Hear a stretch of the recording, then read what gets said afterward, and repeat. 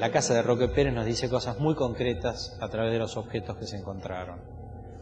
Bolitas, juegos de chicos posiblemente menores de 10 años, cubiertos y objetos que componían la vida cotidiana de una familia nuclear, una familia sola. Gran cantidad de frascos para alguien que estuvo enfermo de los pulmones. Comida muy modesta, comida sencilla, comida incluso de bajo costo para un grupo reducido dentro de la casa. Monedas con fechamientos dentro del periodo que estamos discutiendo, que estamos hablando, que estamos pensando que estuvo en uso esta casa. Es decir, un contexto que en su conjunto nos cierra bastante bien con la hipótesis que se planteó respecto al uso de la casa de Roque Pérez.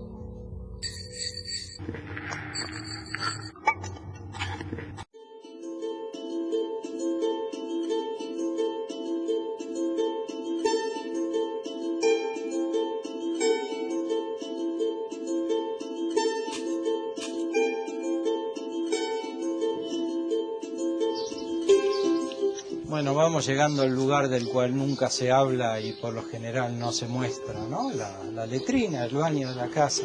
Y estas estuvimos a punto de no encontrarlas, porque cuando empezamos la excavación, la pared medianera pasaba por acá. Y como teníamos dificultades para terminar los trabajos por este lado, pedimos a la municipalidad si podía correr esa medianera unos metros más para allá. Y haciendo sondeos, fue que encontramos esta superficie que primero apareció con unos ladrillitos y después resultó ser una interesante bóveda de letrina que se extiende unos cuantos metros para abajo. Excavar las letrinas siempre es una complicación y en este caso en particular fue un problemón porque a partir de los 3 metros de profundidad nos empezó a subir el agua. Así que casi nos ahogamos dentro de la letrina y tuvimos que dejar de excavar sin llegar al fondo de la estructura. Y había mucho más material todavía abajo para sacar. La arqueología tiene dos formas de fechar, en estos casos, el conjunto de los objetos que encontramos. Uno es el relativo, que es el que nos da el contexto, es decir, la aproximación en el cual se usaron todo este tipo de cosas. Pero el que es crucial para nosotros es el fechamiento absoluto. Los objetos que indiscutiblemente tienen un año y que no pueden ser anteriores y que probablemente no sean muy posteriores. Por ejemplo, esta moneda de 2 centavos de 1892, que nos indica que esa letrina estaba en uso probablemente en el momento en que estuvo en uso la moneda, o muy poquito después, si es que salió de uso y que se la tiró a la basura porque ya no servía más. Esta fecha, entonces, nos cierra el lapso en el cual pudo haber estado en uso la casa de Roque Pérez. Tanto la biografía oficial como la versión de Barreiro coinciden en una idea. Perón no tuvo una infancia fácil. En su juventud ingresó como cadete al colegio militar. Para entrar a esta institución había que alcanzar ciertos requisitos y para cumplirlos, la familia de Perón tuvo que ocultar una parte de su historia.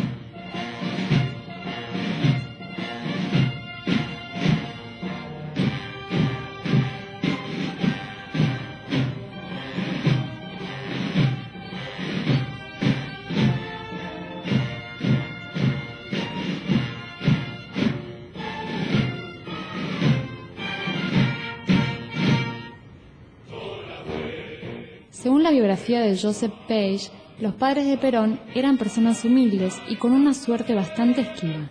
Su abuelo, Tomás Liberato Perón, había sido un hombre reconocido por la sociedad porteña de fines del siglo XIX. Médico, senador y con una destacada labor durante la Guerra del Paraguay y la epidemia de fiebre amarilla, participó en el desarrollo de la primera vacuna antirrábica. Perón pasó toda su infancia escuchando los relatos sobre su abuelo que le contaba su padre, quien por sus problemas de salud y su carácter taciturno no había podido seguir sus pasos. Fue así que a los 15 años, Juan Perón se encontró ante una disyuntiva.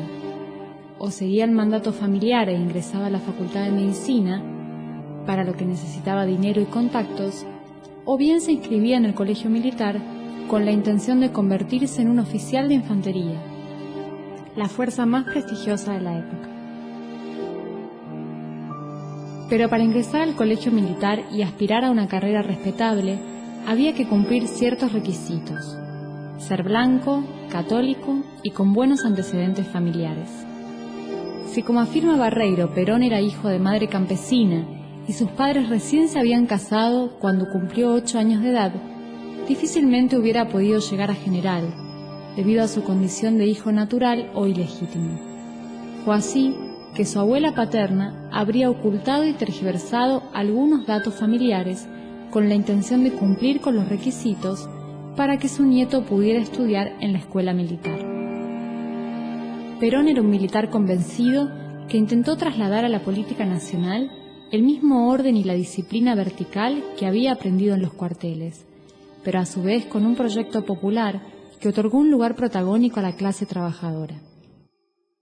El padre Juan Domingo Perón era un hombre enfermo de los pulmones, afección que le era tratada por el padre. De allí que lo que encontramos, es decir, una gran cantidad de frascos de medicinas, muchas de ellas precisamente para los pulmones, fue parte del hallazgo más interesante que se hizo en el sitio, porque reconfirma la hipótesis a la vez que nos da un panorama interesante de un tipo de producto que no se utilizaba o era muy raro que se encontrara en una casa modesta en el medio de la pampa de la provincia de Buenos Aires. 1953 fue un año difícil para Perón. Un año antes, Eva Duarte, su segunda esposa, había muerto. El movimiento peronista había perdido a uno de sus símbolos más importantes. Su poder navegaba entre los coletazos de la última crisis económica, mientras que la oposición política y económica estaba cada vez más alineada y virulenta. Mientras las calumnias y los rumores de complot contra Perón crecían, el primer día del mes de junio, a los 78 años de edad, Juana Sosa Toledo de Perón moría. Rápidamente, los colaboradores más cercanos a Perón pusieron en marcha un operativo para sepultar todas las dudas sobre su pasado. Fue así como ese mismo año se expropió una vivienda ubicada en el partido de Lobos. A partir de entonces, esa sería la casa natal del presidente, un sólido hogar de clase media, muy distinto a la humilde casa de Roque Pérez donde nació Juancito Sosa. Yo, como si hubiese jugado al destino en una mágica apuesta, logré conservar hasta hoy el origen de mi nacimiento como un profundo secreto. En Lobos hay una casa, pero que con toda seguridad no vio mi alumbramiento, pues este había acaecido en Roque Pérez, partido de Saladillo. Hola Carolina. ¿Cómo estás? ¿Cómo te fue en Roque Pérez? Bien, bárbaro, la verdad que muy linda, muy interesante. Pero la verdad es que la arqueología no puede, y probablemente no pueda nunca, demostrar ni que sí nació ni que no nació Juan Perón en esa casa. Como tampoco puede terminar de demostrar que Juancito Sosa, este chico que vivió allí, fue Juan Domingo Perón. Pero la realidad es que los biógrafos de Perón no tocan mucho el tema del origen de la infancia, sino que se concentran más en la trayectoria política, ¿no? En sus años posteriores. Pero me parece interesante pensar un poco esto de dónde nació y estas cuestiones, porque si se pudiera comprobar que realmente fue hijo ilegítimo o que sus padres se casaron mucho después de que él nació, su historia se acercaría mucho más a la de otro gran personaje del siglo XX y cercano a Perón, que es el de Eva Duarte de Perón. Pensá que Eva Perón hizo de su condición de hija ilegítima una bandera de lucha política, ¿no? La lucha contra la desigualdad de los hijos ilegítimos o naturales fue uno de los aspectos de la política social de Eva durante los gobiernos peronistas. Por eso creo que sería importante tener ese dato sobre la propia infancia de Perón. ¿Qué? Entonces, ¿vos decís que un general de la nación y presidente de la República de origen humilde no hubiera causado revuelo en ese momento? No sé si no la hubiera aceptado él personalmente, sino que imagínate la sociedad de la época, el ejército donde estudió. Me parece que sí, que era complicado poder aceptar esa condición de hijo natural y que tal vez por eso, digamos, no se dijo. Entonces, ¿no podemos afirmar que Juan Perón fue Juancito Sosa? Mira, desde la historia no se puede afirmar, porque la verdad es que son pocos los documentos que hay, entonces no podríamos con certeza decir que Perón nació en Roque Pérez. Pero por lo que vos me estuviste contando, hay algunos elementos de la investigación arqueológica que sí permitirían formular una hipótesis, ¿no? Todo este contexto nos ayuda a definir mejor la hipótesis sobre la que estamos trabajando, a construirla como hipótesis. Es decir, que aquí vivió Juan Domingo Perón en su infancia, que aquí vivió la familia Sosa, y que el conjunto de todos estos elementos son los que nos hablan, al margen de los documentos escritos, de esa historia que no es exactamente la historia que todos conocíamos.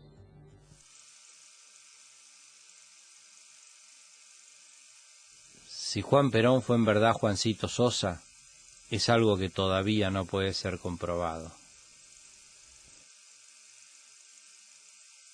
Lo que sí está comprobado es que Juan Perón, aunque sea una vez, pisó esta casa. Y que Juan Perón y Juancito Sosa, en algún momento de sus vidas, se encontraron. ¡Daniel! ¿Estás por ahí? ¿Cómo se siente estar ahí abajo?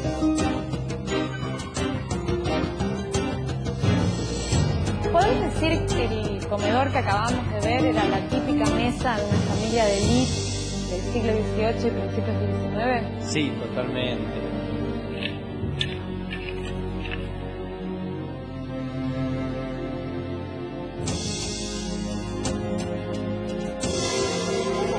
Los carritos con tapita típicos de los locales de comidas rápidas son